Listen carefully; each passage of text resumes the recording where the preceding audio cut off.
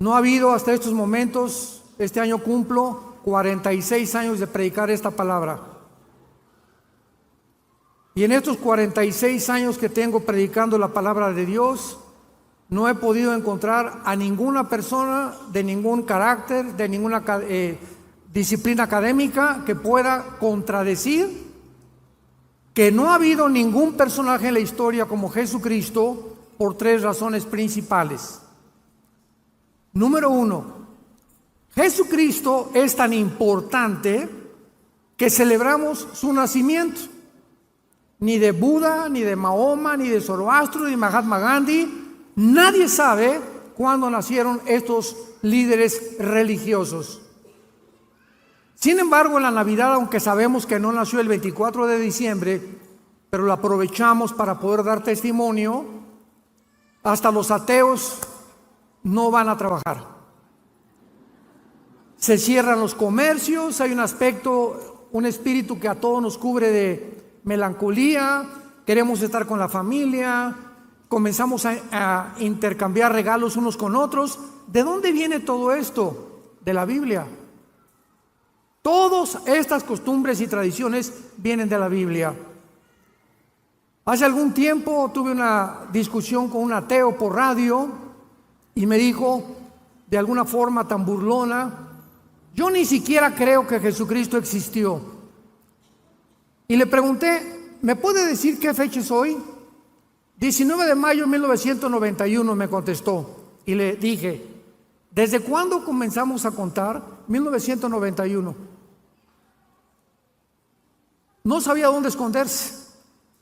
Volteaba a ver las lámparas, volteaba a los lados, hasta que me dijo: desde el momento que nació Jesucristo.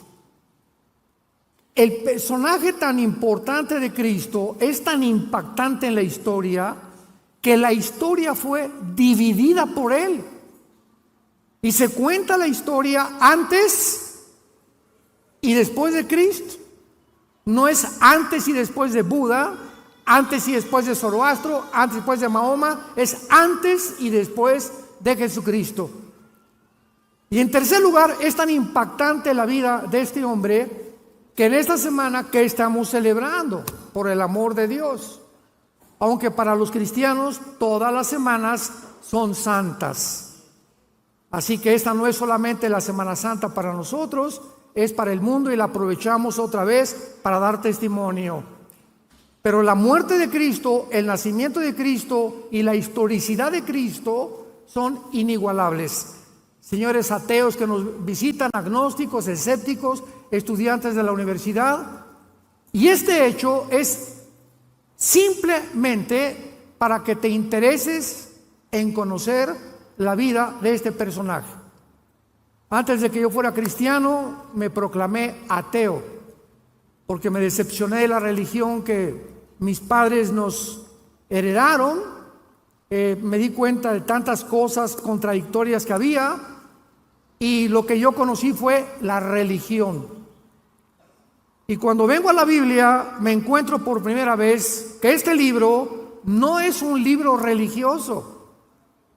El cristianismo no es una más de las religiones que existen. Esto es pura ignorancia de los politólogos, de los presentadores de la televisión, de historiadores que no tienen idea ni siquiera de las Sagradas Escrituras. Las religiones son sistemas inventados por los seres humanos para tratar de alguna manera de reconectarnos con los dioses, con la luna, con las estrellas, con el sol. O agarramos un tronco de un árbol y le damos la forma de un ser humano y nos hincamos ante algo que nosotros construimos o esculpimos. Esas son las religiones. Pero cuando venimos a la Biblia, venimos a Cristo, venimos a un hombre que se llama Jesús. Y tú puedes ser católico, mormón, evangélico y no tener una relación personal, diaria, viva, orgánica con la persona de Jesucristo. El hecho que vengas a la iglesia no te hace cristiano. Es como el hecho que si te vas a una fábrica de Volkswagen y trabajas en la Volkswagen, no sales hecho un carro Volkswagen. Entonces la iglesia es un lugar de reunión para aquellas personas que han decidido seguir a Jesús y quieren conocer más de la persona de Jesucristo. Hay un aspecto que quiero tratar en esta noche, científicamente, médicamente, de la persona de Jesucristo. Una de las preguntas más importantes que he tratado de hacer, estoy hablando en seminarios teológicos, en institutos bíblicos, en reuniones de psicólogos, como en el Ecuador tuvimos una con todos los psicólogos del Ecuador, mi esposa y yo hablando sobre la psicología y la Biblia, etcétera, etcétera, ha sido esta pregunta: ¿qué fue lo que le causó la muerte a Jesucristo? Y cuando ponemos la Biblia y comenzamos a investigar que la mayor parte de los crucificados, cuando estaban casi ya exhaustos, los soldados romanos tenían la orden del gobierno de romperles las rodillas, los meniscos de las rodillas, para que el crucificado, si no había muerto de desangramiento, muriera de asfixia. Entonces, al romperle los meniscos a los crucificados, se colgaba el cuerpo y ya no podían tener la fuerza para poder respirar ni exhalar. Morían asfixiados, y eso garantizaba que al bajarlos de la cruz estaban muertos. Porque si un soldado romano bajaba a un crucificado vivo, el soldado era también sentenciado a pena de muerte. Sin embargo, cuando Jesucristo estaba colgado en la cruz, el centurión romano, que era experto en muertes, se acerca a la cruz y él sabía que Cristo estaba muerto. Sin embargo, agarra una lanza y lo atraviesa del lado izquierdo al lado derecho, a través de todo el pecho de su cuerpo. Y Juan escribe en el capítulo 19: vi salir una gota de sangre mezclada con agua. Y a la luz de la cardiología moderna, porque en la Biblia encontramos las evidencias más antiguas de genética, química, antropología, paleontología, medicina, biología y cualquier disciplina académica que tú me quieras decir. La Biblia es más antigua que cualquier libro científico del siglo XXI. Quiero comentarles a ustedes, antes de desarrollar esta conferencia, el estudio médico realizado por el doctor William Edwards, patólogo de la Clínica Mayo de Rochester, Massachusetts. La Clínica Mayo, el Hospital General de Boston y el Hospital Hopkins son las tres instituciones que se clasifican como las mejores médicamente hablando y clínicamente del mundo entero. Ni en Inglaterra, ni en Francia, ni en Alemania, ni en ningún lado se pueden caracterizar con la fama que tienen estas instituciones clínicas, médicas, científicas. Este estudio del doctor Edwards apareció en la revista médica Diario de la Asociación Médica Americana, en inglés Journal of the American Medical Association. Y esta revista aparece cada semana en la investigación médico-científica del mundo entero. Escuchemos la opinión médica de una persona que no es cristiana, de un médico patólogo famoso en el mundo entero acerca de la muerte de Jesucristo. Número 1, la sangre que sudó en Getsemaní. La Biblia dice que cuando Cristo estaba en Getsemaní, fue tan intensa la presión que él tuvo espiritualmente que la sangre comenzó a salir de sus poros y de su piel. Y este médico dice lo siguiente: este fenómeno se llama hematohidrosis. Hematohidrosis, o sea, sudor sanguinolento. y ocurre en estados altamente emocionales, cuando la hemorragia de las glándulas sudoríparas ocasiona que la piel quede excesivamente frágil. Probablemente la pérdida sanguínea en el huerto de Getsemaní fue mínima. Sin embargo, la fragilidad cutánea resultante ocasionó más tarde en una gran pérdida sanguínea durante la flagelación. Veamos qué dice Mateo 26, versículo 36. Entonces Jesús llegó con ellos a un lugar que se llama Getsemaní. La palabra Getsemaní en el hebreo es Getsemana o Getsemaní, que significa el aceite prensado. O sea, cuando se aprietan las uvas, ¿verdad?, sale el líquido. Cuando se aprietan las aceitunas, sale el aceite de olivo. Y Getsemaní es el lugar donde él fue prensado, apretado. Y fue tan grande la presión psicológica y espiritual de Cristo para que la sangre haya salido de su piel en la hematodihidrosis. Es un fenómeno que los médicos explican por qué sucede. Estos se enrollaban en el cuerpo de la víctima cuando lo flagelaban.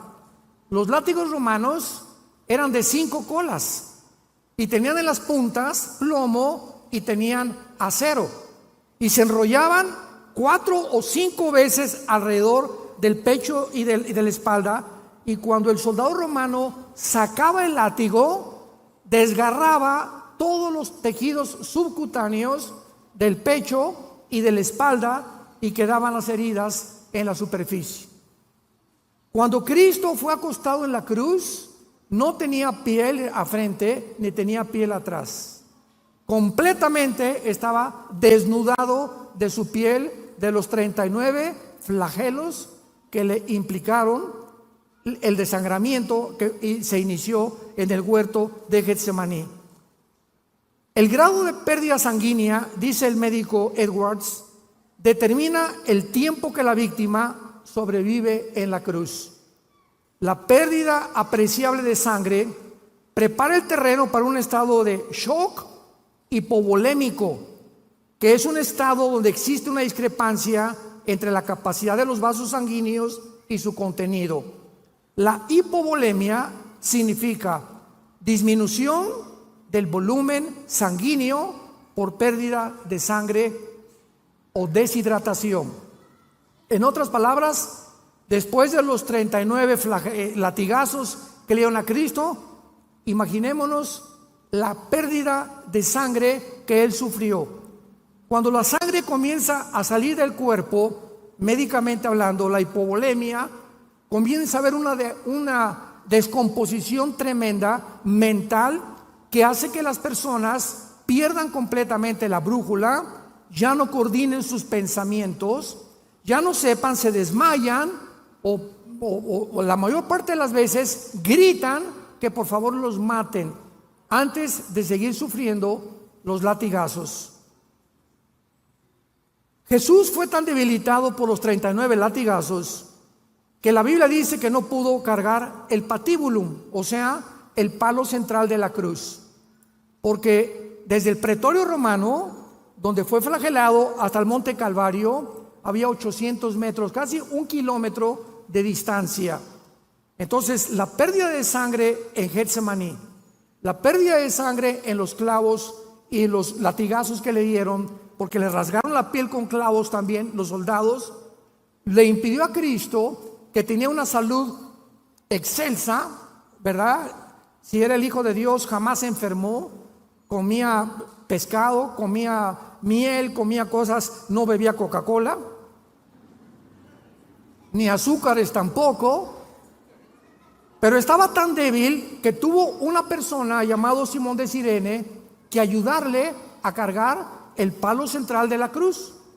Dice la Biblia que sus heridas en la espalda fueron cubiertas con un manto de púrpura, el cual, cuando llegó a la cruz y lo acostaron, le quitaron el manto y la piel que le quedaba fue arrancada, porque en los 800 metros que caminó hacia la cruz se le pegó la sangre coagulándose con la tela del manto, y al quitarle el manto le desgarraron todo lo que le quedaba de piel. O sea que cuando lo acostaron a Cristo sobre la cruz, era completamente sin piel. Imaginémonos el dolor de la fricción de su carne viva con la madera del patíbulo. En la crucifixión, los brazos de la víctima eran totalmente estirados, de esta manera. Y los clavos eran colocados entre el hueso radio y el hueso carpo de las muñecas. O sea, a Cristo no le pusieron los clavos aquí. Cristo fue crucificado aquí en las muñecas. Ahí fue en el carpo y en el radio donde entraron los clavos. Y aunque no producían fractura, el daño al periósteo, que es la membrana que cubre los huesos, era dolorosísima. La mayor parte de las víctimas de la crucifixión en ese momento perdían el conocimiento del dolor tan intenso de la entrada de los clavos en estas partes de las manos. También los clavos le cortaron el nervio mediano médicamente, lo cual le ocasionó a Cristo espasmos intensísimos de dolor en los brazos durante todo el procedimiento. Todo esto produjo una parálisis en parte de sus manos que se llama los ligamentos o mano de garra, donde la mano comienza a perder ya el control y se hace así y ya no puede abrirla del dolor tan intenso de los clavos en el carpo y en el radio. Los clavos de los pies, dice este médico, atravesaron los huesos del tarso y seguramente le ocasionaron lesiones en sus nervios. El mayor efecto fisiológico es lo que se llama la interferencia con la respiración normal, especialmente durante la exhalación, ya que el cuerpo tiende a fijar el tórax en estado de inhalación y el crucificado está colgado y no puede hacer esto, respirar y exhalar, porque el peso de los clavos, al tratar de hacer esto, le produce más presión en las manos y más presión en los pies. De acuerdo a los análisis de respiración, primordialmente con el diafragma y de forma superficial, resultan en una retención de dióxido de carbono en la sangre. Y esto es lo que produce y lo que produjo a millones de personas ahora que hubo la pandemia, cuando nos mandaron ponernos un pañal en la boca. ¿Qué te produce el pañal en la boca? Que los estreptococos se te vuelven a meter, no respiras el oxígeno que necesitamos y después la Organización Mundial de la Salud dictamina que no servía de nada. Impresionante lo que hicieron con nosotros. Continuaron en el cuerpo de Cristo calambres musculares, hormigueo en los brazos por la posición tan incómoda y se agregaron a la molestia de la respiración, porque en cada momento que respiraba era un dolor y un martirio agonizante, lo cual casi siempre llevaba a la asfixia a los crucificados. Otros factores, dice el médico Edwards, que contribuyeron a la muerte del crucificado variaban, pero siempre era deshidratación, arritmias cardíacas inducidas por el estrés, insuficiencia cardíaca por la acumulación rápida del líquido en la cavidad pericárdica o en cavidad pleural. Y finalmente, un aspecto médico de la muerte de Jesús ha sido gran controversia y es el tema que quiero desarrollar. ¿Qué fue científicamente o médicamente? Se van a sorprender ustedes lo que le causó la muerte a Cristo. Cuando el soldado romano le atravesó el costado, le atravesó lo que se llama el pericardio, que es una membrana que cubre el corazón, y el endocardio, que es una membrana que está dentro casi en el corazón. Y cuando Juan escribe hace 2000 años, vi salir una gota de sangre y una gota de agua, de acuerdo a los cardiólogos del siglo XXI, la mezcla de la sangre con el agua es por la rotura del pericardio. O sea, Cristo ya estaba muerto antes de que el soldado le atravesara con la lanza el costado. De acuerdo a lo anterior, el líquido que salió de Jesús correspondía al líquido pericárdico y la sangre a presencia de sangre en la cavidad pericárdica. El corazón está forrado por dentro por la membrana llamada el endocardio, después una capa muscular llamada el miocardio, forrada por el pericardio, con dos capas, pericardio visceral y pericardio parietal. Y estas capas no se conocían hace 2000 años, ni se entendía tampoco qué es lo que pasaba, porque jamás había el estudio clínico que hicieron después estos médicos de la Clínica Mayo, Rochester y la Clínica de Hospital Hopkins y de Boston hace algunos años. Y finalmente, ¿qué fue lo que ocasionó la muerte de Cristo? Damas y caballeros santos de Dios, 1000 años antes de la crucifixión, David escribió el Salmo 22. David no sabía nada de crucifixiones, porque esto comenzaron a través de las tradiciones a integrar la crucifixión los romanos.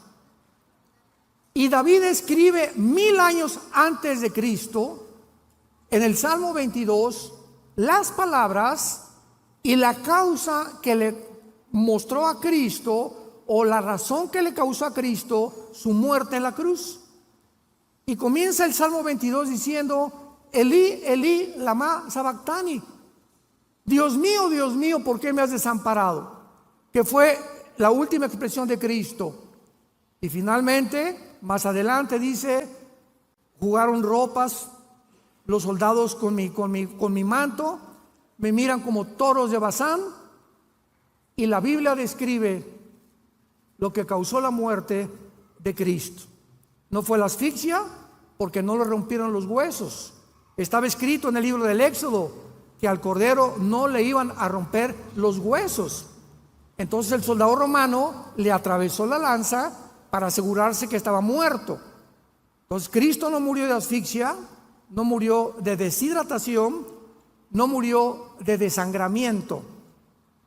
El Salmo 22 dice estas palabras: mi corazón fue como la cera. Cristo muere cuando tus pecados y mis pecados son puestos sobre de él, y el dolor de llevar tus pecados, tus adulterios, tus robos, tus asaltos, tus violaciones, tu drogadicción, tus fornicaciones, nuestros robos, todas las cosas que tú y yo habíamos hecho fueron puestas sobre su cuerpo. Y el dolor fue tan intenso que el corazón le explotó. Cristo muere de dolor moral. Si alguna mujer está pariendo, sabe el dolor que tiene cuando el niño va a salir a la luz. Y los dolores son intensísimos del parto, se consideran los más grandes que hay de sufrimiento en el ser humano.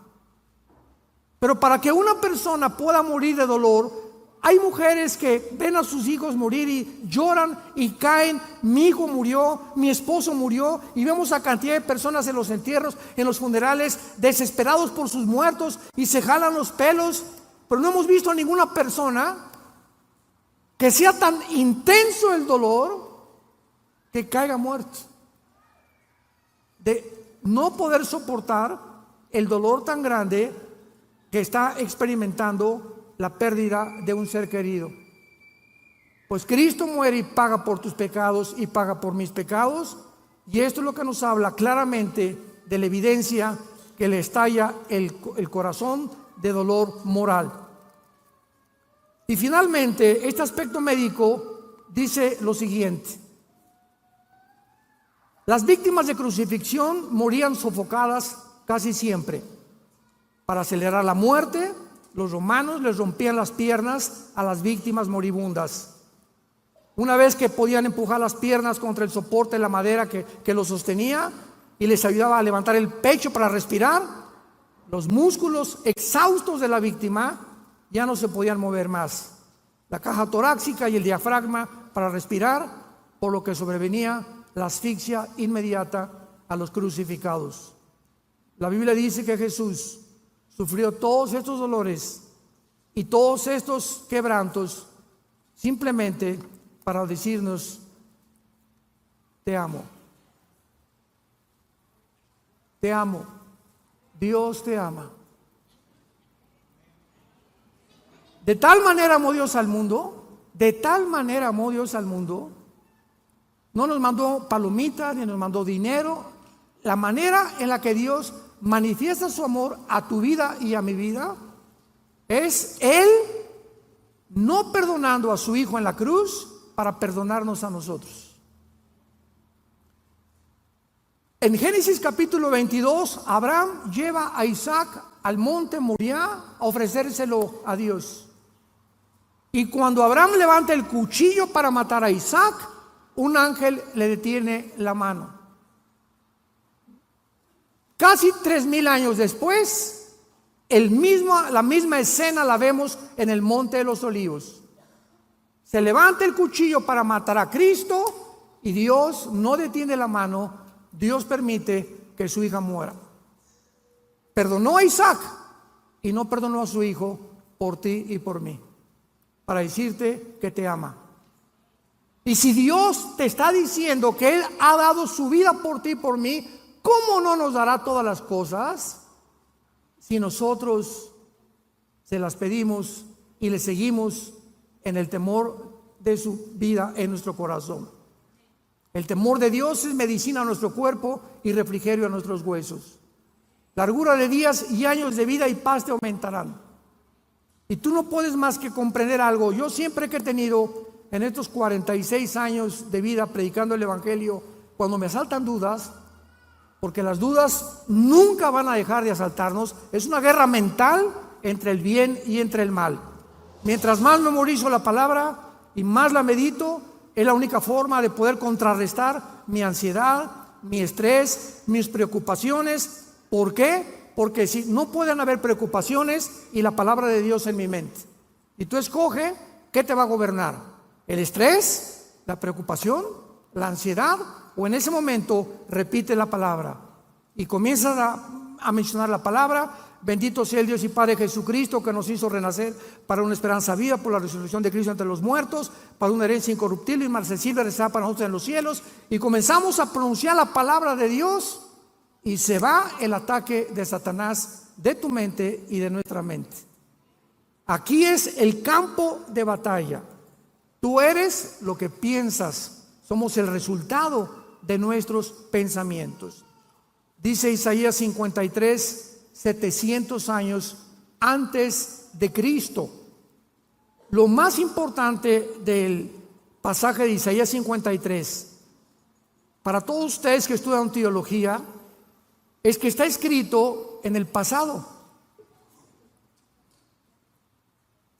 Fue escrito 700 años antes de Cristo y se escribe como si ya hubiera pasado. Despreciado y desechado entre los hombres, varón de dolores, experimentado en quebranto, como que escondimos de él el rostro. Fue pasado, menospreciado y no lo estimamos. Ciertamente llevó, no dice llevará, llevó nuestras enfermedades, sufrió nuestros dolores, le tuvimos por azotado, por herido de Dios y abatido. Mas el herido fue tiempo pasado por nuestras rebeliones. Pregunta: ¿cómo es posible que se hable de un evento futuro en el pasado? Porque la Biblia es el único libro hiperdimensional. Señores científicos que nos acompañan, señores médicos, señores psicólogos y psiquiatras que están con nosotros, ¿qué estoy diciendo? En 1940, más o menos 43, Alberto Einstein descubrió una fórmula científica que revolucionó completamente la dimensión y las leyes de la física. E igual a mc al cuadrado. La energía es igual a la materia por la velocidad de la luz al cuadrado. Esta fórmula de Einstein revoluciona completamente nuestra vida, y qué impresionante que la Biblia se adelantó. Porque esta fórmula de Einstein implica que el tiempo no existe. Se les van a fundir los fusibles. El tiempo no existe. ¿Qué quiero decir con esto? Agarra tu reloj en este momento. ¿Y qué hace el reloj? El segundero. 1, 2, 3, 4, 5. ¿Dónde está el pasado? ¿Dónde está el pasado? Estamos en el presente. 1 es el presente. 2, 3, 4, 5, 6, 7, 8. El futuro todavía no estamos allá. El pasado. Hace un segundo tu pasado ya no existe. Hace 2000 años el apóstol Juan escribe el Apocalipsis. Viaja el apóstol Juan 2000 años y ve al anticristo y la tercera guerra mundial. Juan regresa en el espíritu y el Apocalipsis ya está escrito lo que va a ser. No ha sido y será.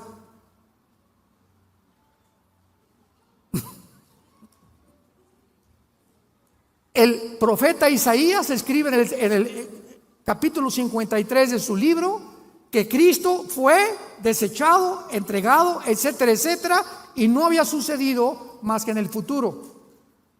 Y cuando encontramos que la fórmula de Einstein demuestra que el tiempo no existe, el tiempo se incluye desde Einstein como la cuarta dimensión. ¿Qué quiero decir? Que somos seres que vivimos en 4 dimensiones: altura, profundidad, anchura y el tiempo, que desde el siglo pasado estuvo incluido dentro de las dimensiones del ser humano. Dios vive en otra.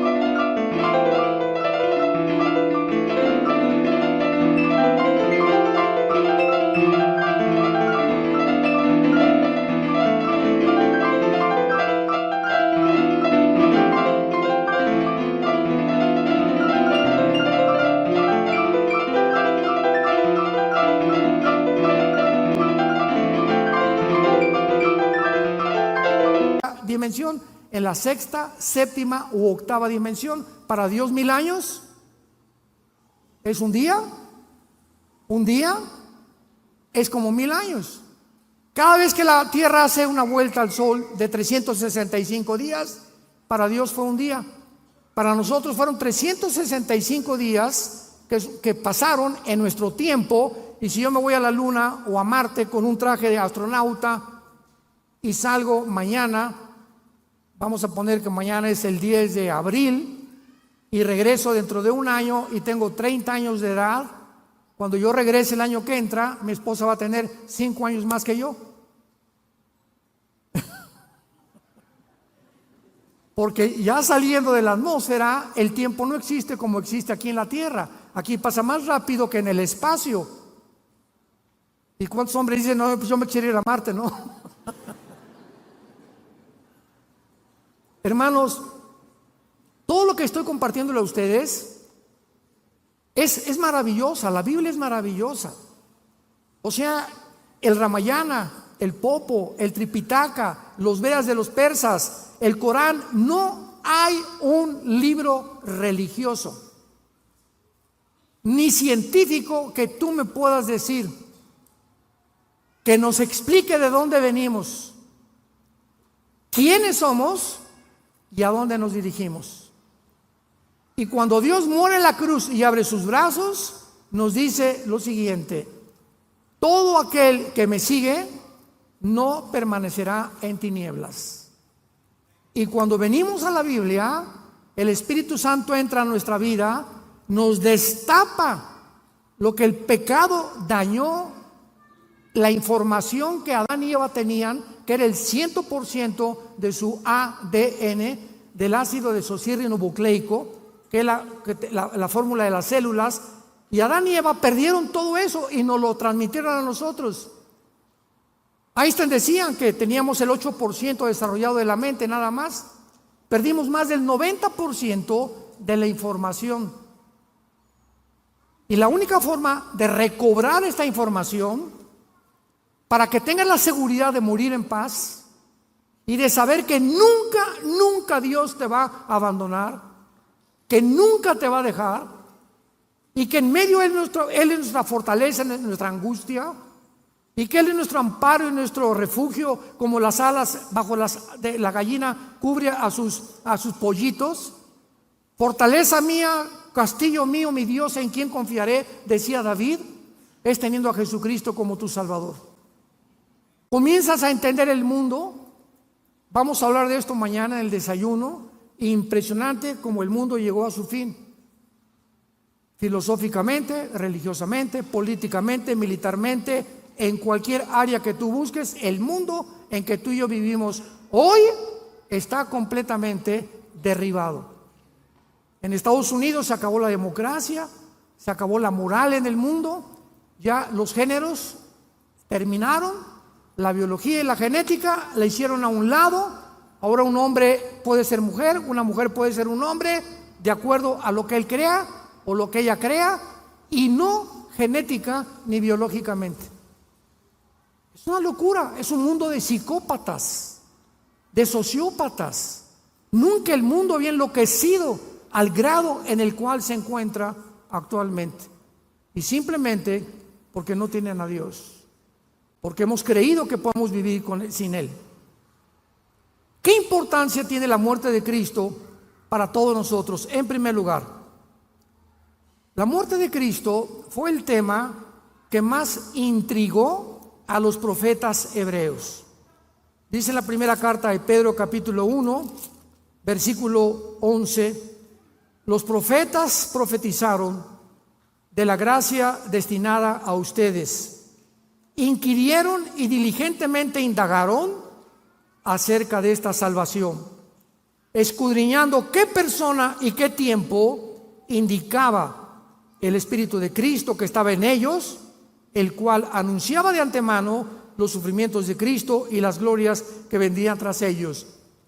En la cruz del Calvario había dos grupos de personas: los religiosos, los fariseos, supuestamente los doctores de la ley, y del lado izquierdo estaban los griegos, los filósofos de Atenas, los discípulos de Zenón, los epicúreos, los estoicos, los grandes pensadores de la historia en aquel tiempo. Los religiosos, los fariseos, voltearon a la cruz y dijeron: este no puede ser el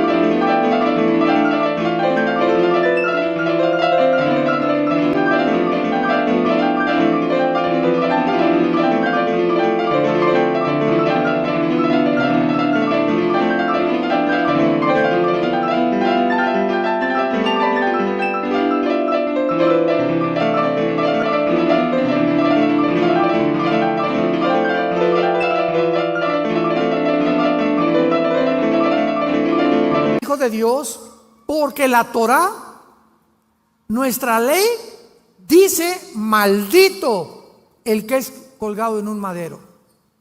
Entonces, ¿cómo puede este hombre decirse que es hijo de Dios cuando nuestra ley dice que los que son crucificados son hechos maldición? No puede ser este el hijo de Dios. comenzaron a ofuscar en sus pensamientos y en su limitada racionalización. Y por otro lado, los griegos veían a Jesús y decían: este no puede ser el Hijo de Dios, porque Zeus, nuestros grandes dioses de los titanes de la mitología griega, no podían permitir que a su hijo le hicieran lo que le están haciendo a este hombre. ¿Cómo puede llamarse este el Hijo de Dios? Damas y caballeros, los religiosos y los filósofos, Dios enloqueció su sabiduría, porque la palabra de la cruz es locura a los que se pierden.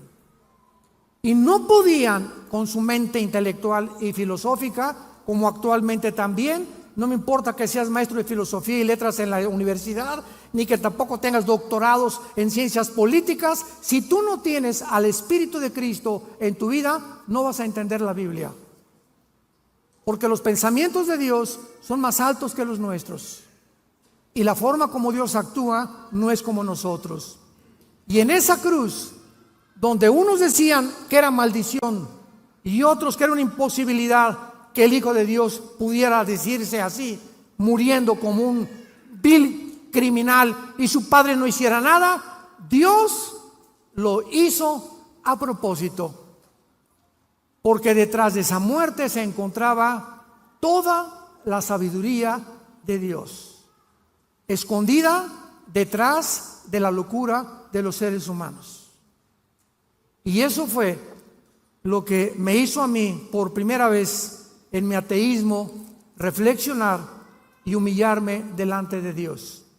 Y se acercó entonces mi hermano Alejandro, que era cristiano, y me leyó este pasaje de 1 Corintios capítulo 1, que dice así: porque lo insensato de Dios es más sabio que los hombres, y lo débil de Dios es más fuerte que los hombres. Lo que para ti es locura, para Dios es sabiduría.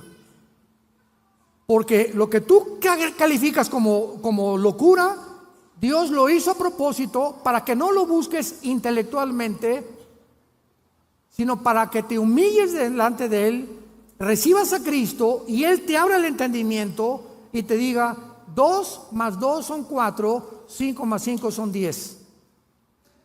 Imagínate un niño de 6 años: oiga, maestro, ¿qué quiere, chamaco?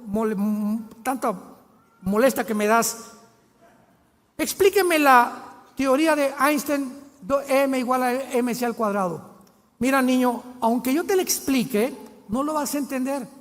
Pero ¿por qué, maestro, si mi cerebro es igual al tuyo? Es verdad, pero el mío está desarrollado y el tuyo no. Entonces, cuando tú crezcas y madures en conocimiento, vas a entender lo que ahorita, aunque te lo explicara, no lo vas a explicar. Cuando yo era ateo, Dios me dijo: gusano, chinche, hormiga de agua puerca. ¿Quieres entender mis caminos? ¿Quieres caminar conmigo? ¿Tú crees que puedes comprenderme cuando yo hice el universo? Como le dice a Job: ¿dónde estabas cuando hice la tierra? Cuando medí las medidas de la tierra, la distancia entre la tierra y el sol, el movimiento de gravitación de la tierra, el movimiento de traslación de la tierra, la velocidad de la luz, 300,000 kilómetros por segundo. ¿Dónde estabas tú? Le pregunta Dios a Job. Si eres tan inteligente, dímelo. Dime quién eres, ya para acabar pronto.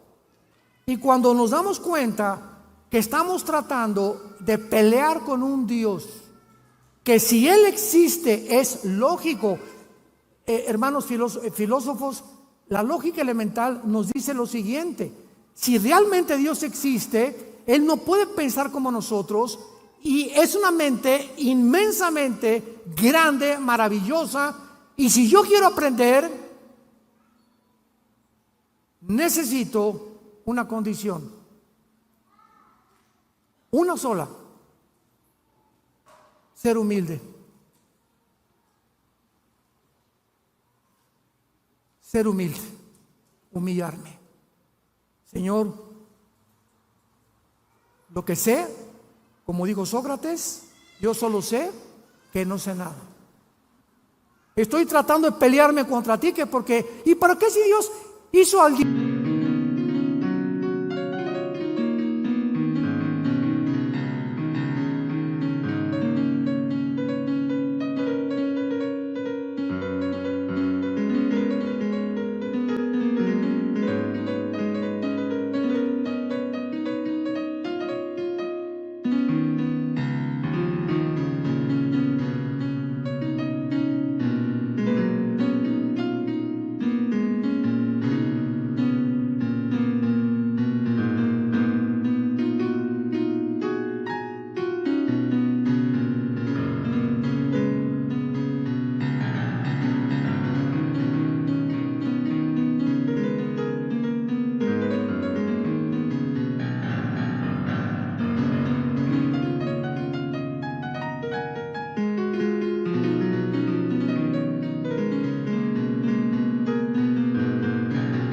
diablo? ¿Y para qué hizo el sufrimiento? ¿Y por qué permite que los niños se mueran? Qué interesante que los ateos nunca contestan, nos preguntan a nosotros. Nunca un ateo le va a preguntar esas preguntas a otro ateo o a un agnóstico o a un escéptico. Nunca jamás. Nos los hacen a nosotros los cristianos, porque de alguna manera en sus conciencias saben que no hay respuestas en el mundo y por eso viven vidas sin esperanza, sin ninguna seguridad, llenos de estrés, llenos de esperanza, llenos de odio, llenos de maldiciones. ¿Por qué? Porque están enojados contra la vida, porque no entienden la vida, porque no entienden a Dios. Y como dijo don Teofilito, ni lo entenderás hasta que no vengas a la cruz de Jesucristo. Lo insensato de Dios es más sabio que nosotros. Miren, hermanos, que Dios escogió lo necio para avergonzar a los sabios, y lo débil del mundo escogió Dios para avergonzar a los fuertes. ¿Saben lo que dijo el Dalai Lama al Papa Juan Pablo II cuando vino a México? Le dijo al Papa, el Dalai Lama, a Juan Pablo II: yo pienso que Cristo se equivocó porque escogió a 12 pescadores iletrados y desleídos, como decía Cantinflas, que ni a la primaria fueron. Si hubiera escogido personas inteligentes, dijo el Dalai Lama, como yo, que soy filósofo y pienso, y la política y por aquí y por allá, Cristo no hubiera muerto crucificado. Jesús, María y José y el burrito que los acompaña. Virgen de la Macarena. ¿Se dan cuenta la estupidez, la soberbia del ser humano? Y a propósito, Cristo escoge a esos hombres desleídos y deslustrados, ignorantes, para que cuando se enfrentaron al mundo, el mundo se maravilló y decían: ¿quiénes son estos pescadores que se enfrentan con denuedo y con valor al César y a los filósofos y a los epicúreos y a los estoicos y a Zenón, los filósofos, y los retan diciendo que Jesús murió, que resucitó? Y a estos hombres que no fueron ni terminaron la primaria fueron los que cambiaron el Imperio Romano. Nunca un impacto tan grande en la historia había sido hecho por 12 hombres vulgares y pescadores. Y Dios lo hizo a propósito para avergonzar a los sabios.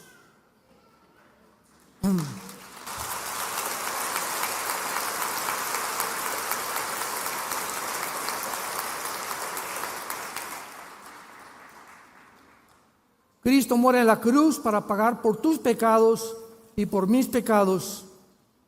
Y es la base de su muerte lo que nos puede limpiar delante de Dios. Tú me dices: es que yo hice un asilo para ancianos y yo he hecho orfanatorios para niños y voy a mi iglesia y me persino cada domingo, o voy a la iglesia evangélica o a la iglesia que tú vayas y limpiamos nuestra conciencia. La Biblia dice: el que tiene al Hijo tiene la vida. Puedes tener una religión, te repito, puedes ser católico, evangélico, bautista, nazareno, pentecostal, presbiteriano, dime lo que quieras. No es la etiqueta de la botella lo que determina el contenido, es lo que está dentro de ti. Yo soy esto, yo soy aquel, presbiteriano, bautista por afuera, porque voy a tal iglesia o a tal denominación, pero dentro de tu vida, ¿tienes tú una relación con Jesús? ¿Amas la Biblia? ¿Amas a tus hermanos? ¿Amas a tu esposa? ¿La respetas? ¿Le eres fiel a tu esposa? ¿Amas a tus padres? ¿Les das un buen ejemplo a tus hijos? Desde que te convertiste, ¿cuántas personas has ganado para Cristo? ¿Te mueres de pasión por la verdad? ¿Estarías dispuesto a morir en tus convicciones por la causa de Cristo? Si tú no contestas estas preguntas satisfactoriamente, no eres más que una persona religiosa de la boca para afuera. Y la Biblia dice: no hay otro nombre en que podamos ser salvos más que en el nombre de Jesucristo. Mas Dios muestra su amor para con nosotros, que siendo pecadores, Cristo muere en nuestro lugar. Herido fue por nuestras rebeliones, molido por nuestros pecados. Todo esto lo ha hecho Dios por ti y por mí, para que hoy vengas, no a una religión. Ven hoy, te invito a que vengas a la cruz, a que adores a ese hombre que tienes colgado en un crucifijo en tu casa sin saber ni siquiera lo que representa, para que vengas en esta noche y le pidas.